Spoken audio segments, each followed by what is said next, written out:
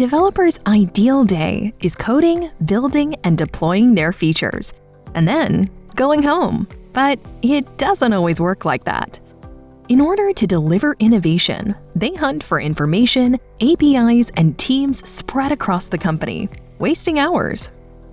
When changes require a new service or API, developers need new work trackers, repositories, delivery pipelines, testing projects, and observability configurations, etc. This requires help from many teams, all orchestrated by tickets. So many tickets. In today's increasingly cloud-native environments, developers have to monitor their services.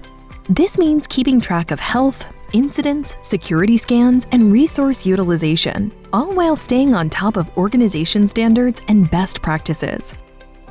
Information is scattered across cloud providers, SaaS tools, and internal platforms. Navigating this maze steals critical time from writing and shipping features and innovating. With the developer portal, key information and tooling is brought to one place to unblock developers. Tracking information for existing services is brought into common dashboards, and ownership of services and APIs is tracked so that you always know who to ask for help. When it's time to create new projects, automated self-service workflows create new service toolchains tailored to your company's best practices.